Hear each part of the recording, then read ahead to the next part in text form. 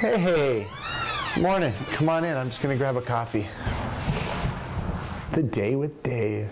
There's no typical morning. I mean, getting up and getting dressed and everything, I usually plan on hour and a half, 2 hours. I take my time, have coffee. Usually, I'm either going to the office or going straight to a job site or an appointment or something. So it never is the same way twice. But the coffee's the same.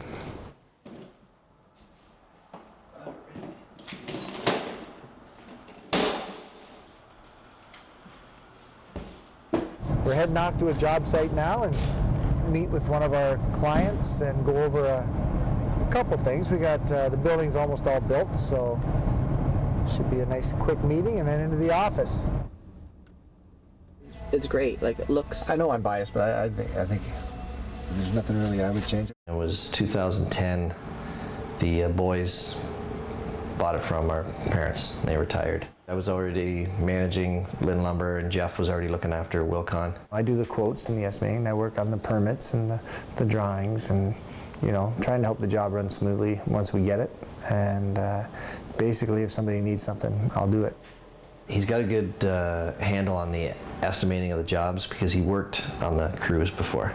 It's pretty much a straight stud wall, Pete, but every 96 feet we got to put a reinforcement steel beam all the way down to the footing. It's hard to find in any industry, but in this business, someone who knows all that and has a good background and then is really good with people. And that's where Dave kind of has both.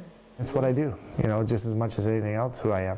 It doesn't make the papers, but it's fun. I can make a run for it. So I am out of here. It used to be training every afternoon, but now I'm only training 3 times a week. I remember him saying his life is better now than it was before. And he said, well, it's definitely different, but it's better. I'm doing more things. I'm seeing the world. I see it differently. And who knows what path he would have took if not for the injury.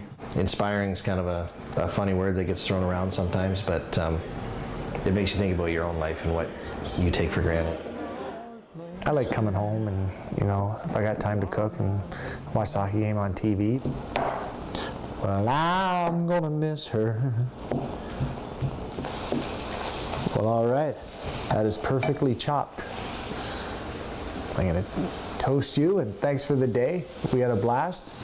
Hope it wasn't too boring or made you work too hard, but thanks for everything. Cheers, and I'm gonna have another sip.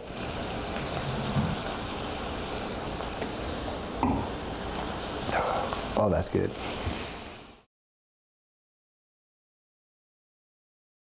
John and Jean Wilsey welcomed their second son, David James Wilsey, on March 23, 1968.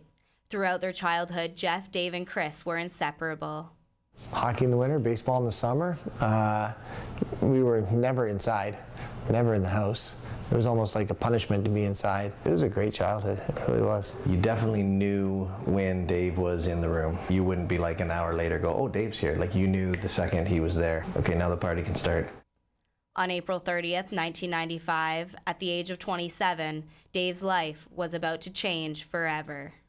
I was going down really fast down the ice and got the puck, shot it over the net.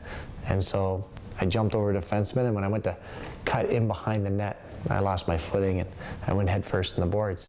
I went down, I'm laying on the ice, and I can see the puck. It's not that far away, and I'm trying to get up and I'm trying to move. Nothing was moving. When I'm leaving the ice, all my buddies are there, right? And I went to give them the thumbs up and my thumb didn't work. 3 days later, Dave received his diagnosis. I could tell when it was hard for him to tell me the news that I was going to have paralysis for life. And I guess I'm kind of a smart ass, but without missing a beat, I looked up and I said, will this mean I'll never play the violin again? And he's like, no, I'm sorry, you won't. And my mom's at the foot of the bed and she hits the bed and she's like, David, because I never played the violin. You had to appreciate Dave's sense of humor, and he had it right from the day one. 20 minutes after he was hurt. Well, he always had a sense of humor, but it really helped everybody cope, and anybody that come into his room, he was the one with the joke. You didn't need to feel uncomfortable there. He would make you feel comfortable, and that's the way he's been forever. Dave was working hard at rehab, regaining his strength and relearning the once simple skills that he had previously taken for granted. 3 months following his accident, 2 players from the London Annihilators came to visit Dave in the hospital. He grabs my hand, he's like, oh yeah, his hands are like this, and I'm like, what is he doing? He's like, oh, he's figuring out what class you'd be for wheelchair rugby. I go, wheelchair rugby? I go, what's that? And they kind of told me, and I was like, I don't know. Thankfully for Dave, his new friends didn't give up easily. I'll never forget this. I wheeled into the gym, and this guy just came flying by, and he just smoked the guy. And grabbed the ball, and as he's flying out of his chair, he yells timeout, and people cheered, and I signed up that day. I mean, I was hooked. I never thought I'd be a Paralympian. Jeez. I remember the coolest thing is putting on the Canada jersey. It was the perfect storm. It was the right timing. It was almost the perfectly designed sport for me. After making Team Canada in 1998, the Belmont, Ontario native has competed in 5 Paralympic Games, bringing home 2 silvers and a bronze, along with the 2015 Para-Pan Am gold. The biggest thing that went to my success was my mom and dad and my 2 brothers, because I knew they had my back, right? So I just went for it, and I didn't hold back on anything. With the support of his family and his acquired Team Canada family, Dave began to leave his imprint on the game. Our veterans are training the younger guys to take their spots. I mean, it's unheard of in any other sport. And I mean, if you can have a legacy like that, it's pretty cool. Are we flowing? Then you flow. If we're stopped, you gotta pop. He helped me out a lot because when I first started rugby, I was brand new right out of rehab, so not only did he mentor me with the rugby side of things, kind of just everyday life too. After 16 years of rugby and 12 years as the captain for Team Canada, Dave embarked upon a new adventure. In November 2016, he decided to retire as a national wheelchair rugby player. Waking up every morning, it's like, oh, we're gonna do this again. And it takes an hour before you get all your range of motion in. It was just time. I mean, Father Time, he's undefeated, right? I think I pushed him to like triple overtime, so I did all right. I knew I was gonna stay with rugby because I'm running the program here in London, and I'm coaching Ontario and doing all that. So I knew that wasn't gonna change. And but I was really surprised. I got a call from the higher ups for Team Canada, and I hadn't technically retired yet, and they offered me assistant coaching with Team Canada job. In his next chapter, Dave has the opportunity to continue to progress the game and to share his passion with more players, this time as a national coach. Very aggressive on our defense. I couldn't even imagine what my life would have been without this sport.